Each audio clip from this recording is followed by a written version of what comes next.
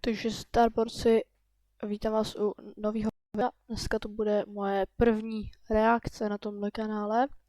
Takže pokud byste chtěli jich víc, tak budu moc rád za like a odběr. Jinak dneska to videjko, jak se klub bez peněz proměnil v nejděsivější tým na světě. Je to videjko o Barceloně a já jsem fanoušek Barcelony, takže to upřímně dost zajímá. Hnedka tady napálím like a jo, jdeme na to. Jak mohl klub, který neměl ani korunu, šokovat celý svět a stát se znovu jedním z nejlepších na světě? Byli na dně, bankrot, ztráta nejlepšího hráče. Všichni věděli, že se Barcelona už na vrchol evropského fotbalu jen tak nedostane. Muž, který měl zachránit, stal před nemožným úkolem. Musel vyřešit obří dluhy a zároveň udržet tým konkurenceschopný. A to... Jo, to si pamatuju, to nebylo zase tak dávno, to bylo pár let dozadu. Barcelona měla obrovský finanční problémy. A nakonec se z toho dostali, což je dobře pro nás, jakoby, takže... A jsem zvědavý, co tady k tomu Jura řekne. Všechno bez peněz. Jediná cesta byl obrovský risk. Vsadit všechno na jednu kartu. A přeci jen o pár let později dovedl Joan Laporta Barcelonu zpátky ke slávě. Udělal si ten nejzábavnější tým ve fotbale, který sbírá trofeje a buduje si neskutečnou budoucnost. Takže jak to Laporta dokázal? Jak zvládl tenhle nemožný obrat? Jak vyřešil dluhovou krizi a přitom nepřestal vyhrávat? Jak dokázal investovat do superhvězd La Masie, stavět nový stadion a přivést jednoho z nejlepších terénů na světě? Jo, to je by the way, nevím, jestli to tady bude změněný, asi jo, ale Hansi Flick trénoval Bayern v době, kdy Bayern porazil Barcelonu 8-2. A pak vlastně to byl právě on, který z větší části vlastně dostal Barcelonu zpátky a ten vrchol. Takže uvidíme, jestli to bude řešený a pokračujeme dále. Takže jsem ten se dobrýho kýdla, dobrýho k pití a užijte si tohle videjko. To všechno, aniž by se klub prodal soukromým investorům. Přesně na to ti odpoví tohle video. Ukážeme si příběh týmu, který narazil na úplné dno, aby se odrazil až na samotný vrchol. Takže si klasicky připravně se do video. Přesně. A tady odběr, ať ti další podobný video neunikne a pojďme se vrhnout do toho. Kapitola 1. Bankrot. Aby lépe pochopil, v jaké situaci Barcelona byla, doporučuji kouknout na první část tohohle videa.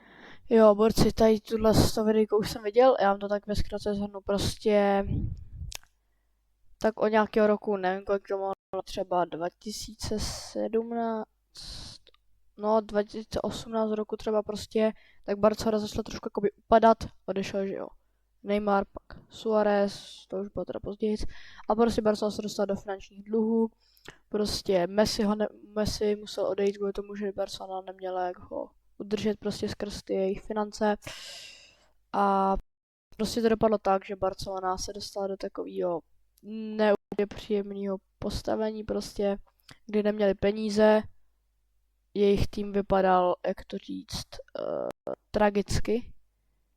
Barci, když tak si vyhledali, tak vypadala základní sestava ve sezóně 21-22 Barcelony, jo. To bylo fakt něco, jo. Takže ve zkratce prostě začalo to by mě tak po nějakém tom roku 2017, 18 podle mě. Nejhůře to by v roce třeba 2021 a 21, 22. V sezóně 23, 24 už se začne trošku zvedat, no. Takže od roku 2019 zhruba až do roku 2023/24 to tak zhruba trvalo. Takže tak tohle jakoby shrnutí, ale určitě až dokoukáte tohle videjko, tak se běžte podívat na tohle, je to fakt zajímavý. A běžte i dát odběr Jurovi a taky like. Tam do detailu rozebírám prezidentství Bartomeva a všechna ta šílená rozhodnutí, která vedla.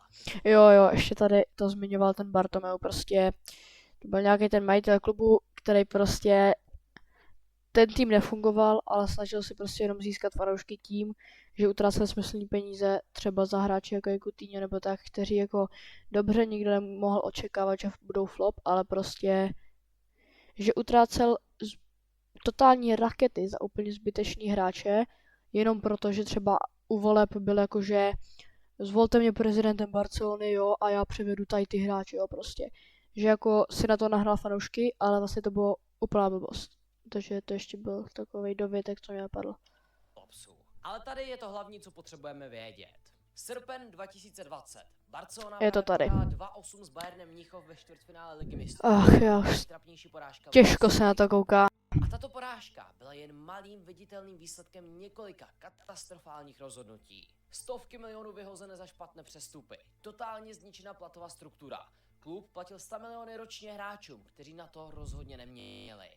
Utráceli zkrátka mnohem víc, než vydělávali. A když pandemie přeškrtila příjmy, finance Barcelony dostali smrtící ránu. Bartomeu klub naprosto zničil. Stáhl ho tak hluboko, jak to šlo. Je to tady. 20 000 socios podepsalo hlasování o nedůvěře. A než mohl být vyhozen v říjnu 2020 s ostudou, rezignoval. Nechal klub v té nejhorší pozici v dějinách. Člověk, který měl nastoupit po něm, měl před sebou gigantický úkol. Jo. Otočit kormidlo a udělat z Barcelony zase vážného hráče. Tím jo. mužem se stal Joan Laporta, zvolený v březnu 2021 na dalších 5 let. Prezidentem už jednou byl v letech 2003 až 2010, kdy taky vytáhl klub z finanční krize. Takže tohle pro něj rozhodně nebylo nový, akorát to musel celý zopakovat znovu. Musel vrátit tým na vítěznou vlnu. Zjistit, jak osekat náklady a zároveň zvýšit příjmy. Znovu vybudovat La Masii, udržet Messiho a rozjet spoustu dlouhodobých projektů. Vypadalo to těžce, ale ne nemožně. Teda dokud nenastoupil do úřadu a nezjistil, jaká je realita. Barcelona byla na mizině, technicky vzato v bankrotu. Dluh dosahoval výše 1,35 miliardy eur. A pokud náhodou nevíte, tak ve Španělsku je spousta klubů vlastně na fanoušky. Barcelona není výjimkou. Je to tradice, která se trvává několik generací. A přejít do soukromého vlastnictví by mohlo ještě více rozbít klub, i když by to bylo nejjednodušší řešení. A tak, udržet klub ve vlastnictví fanoušků bylo Laportovou největší výzvou. A nebyl to jen dluh, co je zabíjelo. V sezóně 2021 vykázali zdaleka nejvyšší ztrátu ve fotbale. Minus 481 milionů eur. Ztrácet tolik peněz bylo dlouhodobě neudržitelné. Dlužili přes 300 milionů jen na přestupových poplatcích, a to i za hráče, kteří už v klubu ani nehráli. Borci, 300 milionů eur. To máte jako rozpočet na přestupák možná tak vole ve FIFA, kámo. Jako reálně, borci. Tolik naposledy jako utratil, nevím jaký tým, ty vole, čekej. Já si to, schválně si to vyhrám, jo. Čekej,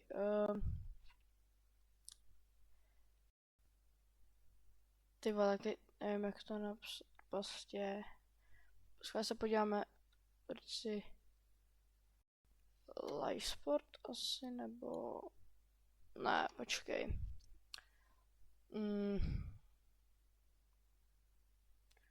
Když vám borci, dáme se to do AI, jo, jinak borci používám Google Gemini. Takže...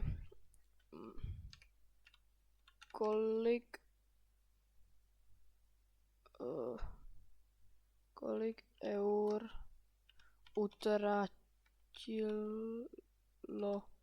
Manchester City, jo, třeba.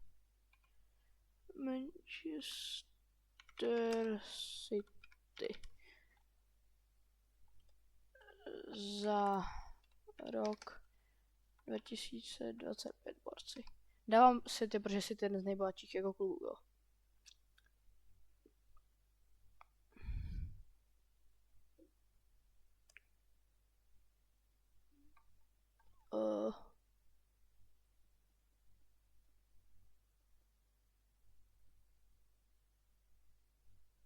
Počkej, letní přestup leto. OK, tak. Jenom City tady utratil 300 až 350 a to bylo jako ve svém takovém primu. To utratil City, prosím, jeden z nejbohatších klubů. Stejně jako utratila Barcelona v jejich období krachu. Se ptáme třeba, a co Liverpool? Ten měl podle mě taky hodně, protože kupoval tam ty, teďkon kupoval jako hodně, ukáž.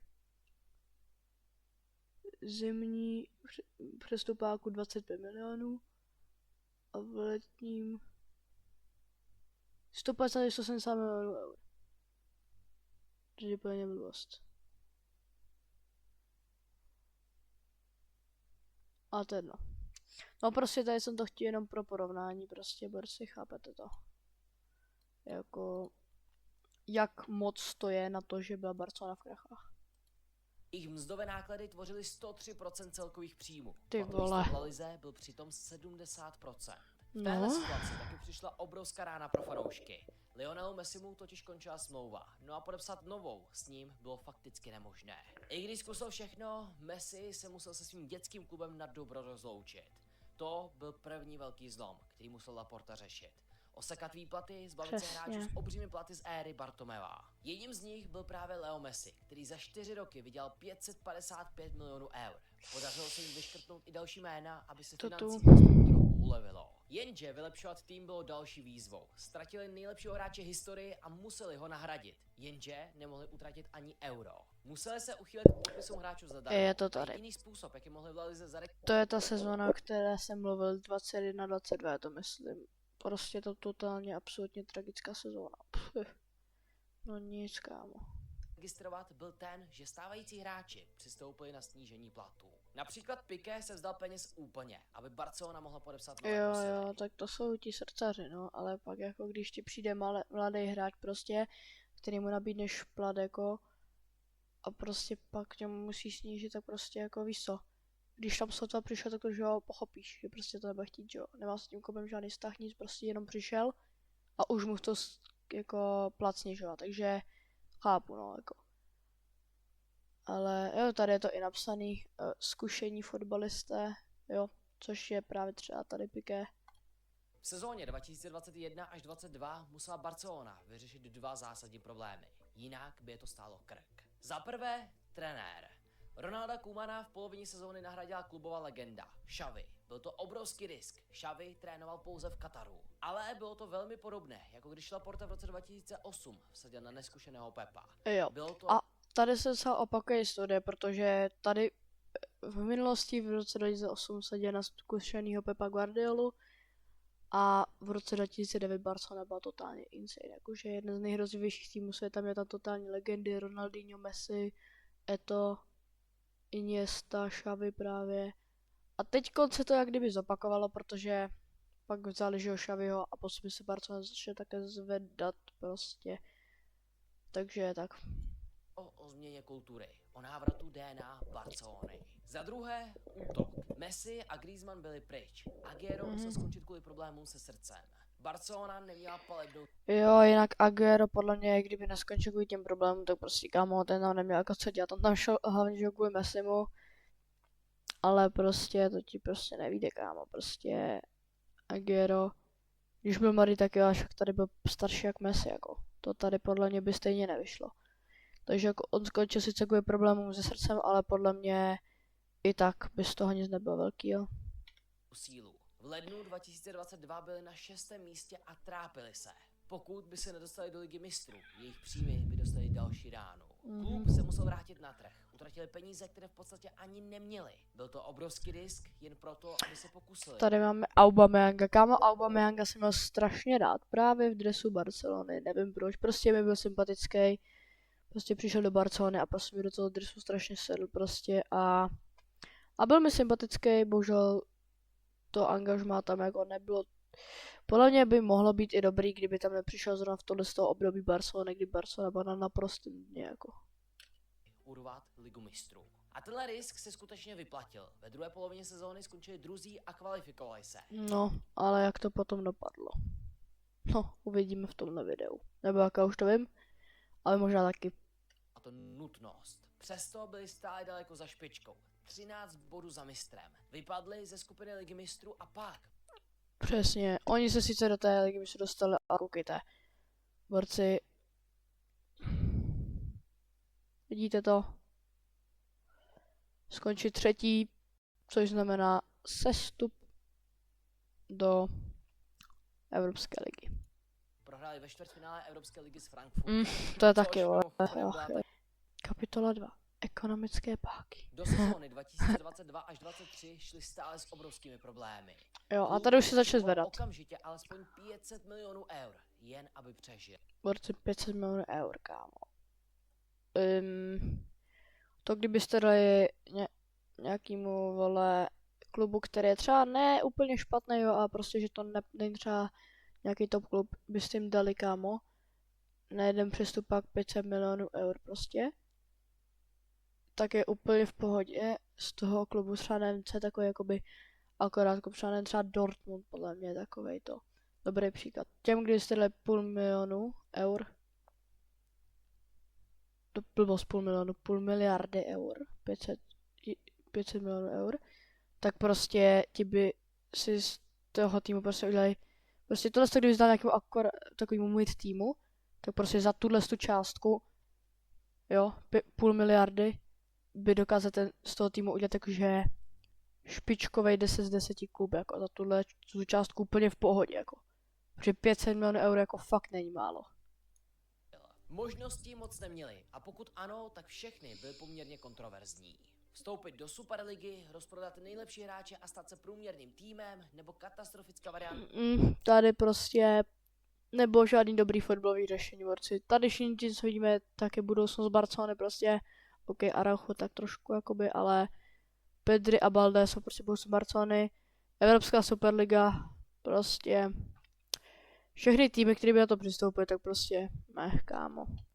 To prostě nebyl by z toho ten starý dobrý fotbal prostě. A tady saudský investoři nějaký, taky to není prostě fotbalová cesta. Prodat klub investorům. Nic z toho nepřipadalo v úvahu. Existovala ale jedna extrémně riskantní cesta, jak získat balík peněz. Než ten risk Laporta podstoupil, musel si uklidit stůl. Uzavřel partnerství se Spotify. Hlavní sponzor... Jo, borci, asi si budu kupovat Spotify Premium jenom proto, aby jsem kámo navýšil rozpočet na přestupy Barceloně. Teda co? No nic. Vím, je to jedno, ale to Spotify, ale jako logo je tam dobrý, jako ten se nevypadá pěkně, ale hele, už se na něm hráli nějaký zápasy, ale myslím, že na nějakých byl i Mixako, ale ještě to není hotový. Drezy a práva na název stadionu. Deal za 280 milionů eur na 4. To jim zakrylo lehce přes půlku toho, co potřebovali. A toto je částka, kterou kdybyste dali nějakému týmu, tak z toho vybudují jakož fakt něco velkého. A jim to zakrylo jenom lehce přes půlku toho, co potřebovali. Až tak moc prdeli byli, jako takže... To vypovídá samo o sobě. Získali čas a oznámili rekonstrukci Camp Nou za zhruba €1 miliardu.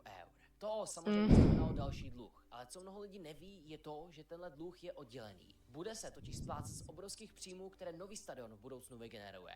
Jenže nic z toho neřešilo okamžitou krizi. Stále potřebovali těch 500 milionů eur. Hned. To vedlo k nejkontroverznějšímu rozhodnutí, jaké kdy Laporta udělal. K něčemu, co považoval za nezbytné. Slavné ekonomické páky. Prodej budoucích příjmů za okamžitou hotovost. Prodali 25% televizních práv na La Ligu na příštích 25 let za 530 milionů eur. To je zhruba 21 milionů. Ty vole. Přitom 25% práv je to moc jedno, ty vole. V Barceloně reálně vynáší asi 40 milionů ročně. Obrovská ztráta, která si v budoucnu rozhodně může projevit. Prodali taky 49% Barca Studios za 200 milionů. Celkem tak získali injekci 730 milionů. A to se jako řeknete, že no tak teďko jim dali nějaký to, tak stejně to jedno, stejně je to prostě toho klubu, že jo. Ale jako tak úplně není. Vidíme, co to třeba, dobrý, dám teďko blbý příklad, a co to dělal s Fortnitem, kteří dali práva nějakému Disney a takovým s těm věcem a jak to dopadlo, že jo, takže to není zase tak jako bezčilo, no. Ale jako peníze jako dobrý, jako hnedka, kámo. Jako vůbec bych se nezabil, kdyby jsem prostě vole tady dal vole 5% vole mýho YouTube kanálu vole nějakýmu borcovi, aby mi za to dal půl miliardy. No dobrý, tady se ani trošičku o jiných částkách, jako by můj kanál ty vole ze 111 odběrama teda nestojí asi úplně půl miliardy, ale pokud dáte like a odběr, tak se to může změnit. Milionů eur. Byl to masivní risk, těžká sleva. Měli jídlo pro dnešek, ale zítra mohli hladovět. Ale Barcelona zkrátka neměla na výběr. 120... Jak lidi v pravěku, ty vole. Ulovíš, ale zítra možná chcípneš na hlad. Teda to. 5 milionů šlo na splacení části dluhu. Zbytek pokryl provozní náklady, protože stále utráceli víc, než vydělávali. Byla tu ale ještě jedna věc, za kterou Laporta utrácel a lidi to moc nechápali. V létě 2022 utratila Barcelona 150 milionů eur a podepsala 8 hráčů. Zadarmo přišli Kessie a Christensen. O Rafinhu, Lewandowského a Kundeho museli bojovat s jinými týmy. Klub v dluzích, který utrácí 100 miliony, nedávalo to moc pro veřejnost smysl. Pro Laportu ale vyplatilo se to. Opět kalkulovaný risk. Chtěl udržet Barcelonu konkurenceschopnou. Věřil, že vítězství na hřišti přinesou víc peněz. Takže nové posily byly investicí. Zároveň se zbavili hráčů a ušetřili asi 200 milionů na platech. A díky tomu, že další hráči přistoupili na snížení platů, mohli ty nové vůbec zaregistrovat. Zvenku to vypadalo jako totální chaos, ale sezóna 2022 až 2023 přinesla první pozitiva od příchodu Laporty. Yes. Se chytli a tým pod Xavim vypadal silněji. Xavi změnil kulturu v klubu. Spolu s kapitánem Sergiem Busquetsem vrátil disciplínu, jakou znali z minulé dekády. Takticky byl tým mnohem organizovanější. Defenzivní čísla pod Xavim byla šílená. Inkasovali jen 20 ligových gólů. Ter Stegen udržel 26 čistých kont. Rekord ligy. V útoku to teda nebylo úplně ono. Měli rekordních 11 výher 1-0 a fotbal nebyl zrovna nejlepší. Důležitým faktorem byl také Lewandowski, který dokázal rozhodovat zápasy sám a nakonec také vyhrál zlatou kopačku s 23 góly. Kromě posel tu ale byl ještě jeden faktor. La Masia. Xavi byl ideálním manažerem pro mladé talenty. Gavi a Balde se stali klíčovými hráči. Pedri už hvězdou byl. Mladé jádro týmu se tak začalo rýsovat. A pak dal Xavi šanci jednomu konkrétnímu hráči. Ke konci sezóny Barca Starboy. 15letého Lamina Jamala. Borci, toto je prostě extrémně riskantní a prostě nenachází se úplně nejlepší situaci furt. A prostě vzali, vím si, že Jamalovi, kámo, to mohlo úplně zničit kariéru. Úplně jako zničit, jako myslím, jak to říct, abych byl family friendly. Prostě jako by mu to mohlo úplně jako zničit kariéru. Protože prostě jako 15 letech jako hrát za Barcelonu, ty vole. A jako, jak si to vezmete, protože jako, OK, v 15 ještě nehrál teda úplně, ale už tam jakože byly většině zápasů. A to teprve jako většina hráčů v 15 hraje v akademii třeba. V 16, 17 a 18, spíš až v těch 18 nabírají první minuty své. A Jamal, vole, v 16 vyhrál Euro, kámo, a byl tam úplně jeden z nejlepších hráčů. Což je jako docela generational talent. A zbytek už je historie. Každopádně díky Xavimu, Laportovi a obrovskému risku Barcelona vyhrála ligu. Pouhý rok po králem zbankrotovala. Byl to zázrak, že klub vůbec přežil, na to, že získal titul. Je snadné nechat se unést oslavami, ale Barcelona byla stále v hlubokých problémech. V Evropě hráli pořád tušku. Znovu vypadli ze skupiny ligy mistrů a pak je v Evropské lize vyřadil Manchester United. Klub musel dál šetřit. Bez těch finančních pách by ten rok prodělali 210 milionů eur. Stále přepláceli staré smlouvy a páky byl jen dočasná náplast. Kapitola 3. Přežití bez peněz. Jinak má to moc hezky zeditovaný, což jakože shoutout Jurovi. A teď pište mu na to videjko dát like, páč si myslím, že se mu to fakt povedlo.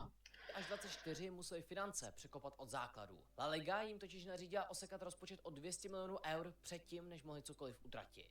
A nepomohlo ani to, že museli hrát mimo Camp Nou, který se opravoval. To znamenalo ztrátu 90 milionů eur ročně na příjmech. Laportova práce už tak vypadá nemožně. Tohle to stížilo 10krát víc. Prvním krokem bylo nechat odejít dvě legendy. Busquets a Alba odešli zadarmo. Alba dokonce velkoryse odepsal 20 milionů z dlužných výplat. Další hráči s vysokými platy pustili zadarmo. Jiné poslali na hostování. A dokonce prodali nadějné mladíky, jen aby získali nějakou hotovost. Největší šok léta byl ale prodej Dembeleho do PSG za pouhých 50 milionů eur kvůli skryté. A kámo, kdo by prostě mohl čekat, že když v tomhle soborcu prostě odcházel Dembele, že za rok nebo 2 hra za míč, kámo. Kdo by to čekal? Reálně, kámo, jestli je to někdo, kdo to čekal, kdo si prostě tady prostě, když Dembele přestupoval, kdo si tady prostě řekl, že to jsem borec za 2 roky, vyhraje za míč. Ale mi si to, kámo, nikdo neříkal. Ale jako co víš, jo. Výstupní klauzuly. Xaviho to velmi zasáhlo, protože na něj spoléhal. Dokonce sám Dembele tvrdil, že Xavi restartoval jeho kariéru a že je mu za to velmi vděčný. Tým tak ztratil další klíčové hráče a chtěli posílit, jenže opět neměli ani korunu. To léto podepsali 5 hráčů a za přestupy neutratili skoro nic. Víc si dovolit nemohli. Tým na hřišti se nezlepšil, ale finančně rozhodně ano. Z těch 200 milionů, které museli ušetřit, zvládli 161 milionů. Mzdy klesly ze 73% příjmu na 54%. Zázračný obrat, ale pořád to nestačilo. A protože nemohli utrácet, výkony šly dolů. Felix a Cancelo neměli úplně velký dopad. Romeu nebyl rozhodně Busquets a odchodem legend utrpělo vedení v kabině. O tom mluvil například sám Gündogan. Xavi sezónu předtím ukoučoval defenzivní mistrovské dílo. V sezóně 2023 až 2024 se ale obrana zhroutila a útok zůstal pořád slabý. Výsledky byly špatné a fanoušci dost netrpěliví. Navíc se objevila zranění. Frenkie de Jong, Balde, Gavi, všichni chyběli dlouhé měsíce. Barcelona zakončila sezónu bez trofeje, prohráli v superpoháru s Realem, byli vyřazeni z poháru od Bilbao. Sice se dostali do čtvrtfinále ligy mistrů, ale tam je nakonec vyřadil PSG. A k tomu museli sledovat, jak jejich největší rival vyhrával ligu i ligu mistrů. Bez útočníka. I přes všechnu práci v zákulisí to působilo jako selhání. Xavi, který Barcelonou žije, prohlásil, že mu ta práce ničí duševní zdraví. Nebyla to rozhodně zábava. Trénovat tým s tolika problémy by bylo pro každého trenéra náročné. Jediné pozitivum, co tahle sezóna přinesla, byla La Masia, která stále produkovala světovou kvalitu. Lamine Yamal byl vhozen do hluboké vody a v 16 letech hrál neuvěřitelně. Jeho parťák Pau Cubarsí v 17 letl na scénu, jako by hrál na profesionální úrovni už několik let. Dalším byl Fermín López, Héctor Ford. Xavi jim dal šanci a vyvinul světové talenty úplně zadarmo. Xavi byl ale na odchodu. S Laportou si přestali rozumět. Xavi A to je stejně hustý, že prostě tady vzal prostě totální mladíky a teď vlastně většina z nich hraje v základu. Ale jakože jsou už schopní konkurence, jako, což je crazy. chtěl posily a Laporta naopak věřil, že tým na to má. Takže Laporta Xaviho kontroverzně vyhodil. Byl to odvážný krok, jelikož taky chvíli předtím Laporta tvrdil, že Xavi zůstane. Ale ukázalo se, že tohle rozhodnutí navždy změnilo Barcelonu. Kapitla 4. Revoluce Flika. Do sezóny 2024 až 2025 šly ale s dalšími finančními problémy. Pamatujete na těch 90 milionů ztráty kvůli stěhování na jiný stadion? Vrátilo se jim to jako bumerang. Spolu s dalšími výpadky potřebovala Barcelona sehnat 130 milionů eur, aby mohla registrovat hráče. Zase museli prodávat mladé talenty a zbavovat se hráčů. Vyjednali taky novou smlouvu s Nike a zatáhli za poslední páku. Prodali malý podíl VIP sedadel na novém stadionu za 25 milionů eur. Nějak to stačilo. Mohli podepsat a registrovat jediné dvě posily toho roku. Paula Viktora a Daniho Olma za 55 milionů. Byl to boj o přežití. Sotva měli na útratu, miliardový dluh nad hlavou, nový stadion nikde a tým, který nic nevyhrál, na papíře vůbec neposílil. A jejich největší rival právě podepsal nejlepšího hráče světa zadarmo. Soutěžení s Realem Madrid tak opět vypadalo nemožně a hlavně finančně s nimi nemohli držet krok. Každopádně Laporta byl trpělivý. Konečně vyrovnal účetnictví. Už neutráceli víc, než vydělávali. Finance se začaly rovnat. Ale co hřiště? Laportovo rozhodnutí vyhodit Xaviho změnilo osud klubu. Věřil, že tým je dost dobrý a tak na trenéra, který tomu věřil taky. Přichází Hansi Flick, světový manažer, ex-trenér Bayernu a Německa. Muž, který zničil Barcelonu 8-2 a vyhrál s No, aha, to nerad vzpomínám, ty vole, 8-2 prostě, co to je? Bayernem všechno, co se dalo. Věřil, že s tímhle týmem může vyhrávat. Měl ale smůlu na zranění. Araujo, Christensen, Ter Stegen byli mimo na většinu sezóny. Mark Bernal si utrhl křížový vaz a dokonce musel vytáhnout šťastného z důchodu. A přesto Flickova Barcelona se stala nejděsivějším, nejintenzivnějším a nejzábavnějším týmem na světě. Drželi míč, ale hráli přímo čaře. Díky hráčům jako Cubarsí, Pedrimu a De Jongovi trhali obrany soupeře středem hřiště. Balde a Yamal létali po křídlech a vytvářeli prostor pro Rafinhu, Lewandowského nebo Olma. Když jste se snažili pokrýt prostor, Rafinha a Yamal vám utekli za záda. Měli 3 různé způsoby, jak útočit. Obrany nevěděli, co dělat. Vytvářeli si šance jako nikdo jiný. Lamin a Rafinha v tomhle systému našli svobodu. Sami stříleli góly a taky připravovali šance pro Lewandowského, který i ve 36 letech sázel góly s lehkosti. Pokud jste nechali Lamina nebo Rafu driblovat, strapnili vaše obránce. To jo. Tihle 3 Tomu prostě dáš prostor a si to navede na tu svoji levačkovou finesu, kámo, na zadní tyč, zprava a prostě... A což kut. A jinak to třeba bylo jako insane. Vlastně furt je. A jinak Lewandowski, kámo, jako je hustý, že se furt tak jako drží, jako, a že je fakt jako furt crazy. I když už jako nabírá na letech. se stali smrtícím trem v Evropě. Přitom Lewandowski měl být moc starý. Lamin moc mladý a Rafinha prý nebyl dost dobrý. Teď ničili soupeře pro zábavu. Čísla byla děsivá. Rafa měl sezónu hodnou zlatého míče. Jamal lámal rekordy jako 17letý hráč. Barcelona dal v téhle sezóně nejvíc gólů v Evropě. 145 v lize a lize mistrů dohromady. Presovali vysoko, jejich obranná linie byla skoro pořád na polovině soupeře. Bylo to sice riskantní, protože stačily 2 dobré přihrávky a soupeř šel sám na bránu. Dostávali dost gólu, ale Flick nehodlal ustoupit. Tým byl mladý, systém nový, časem se to rozhodně naučí. Pod Hansi Flickem se doslova každý hráč zlepšil.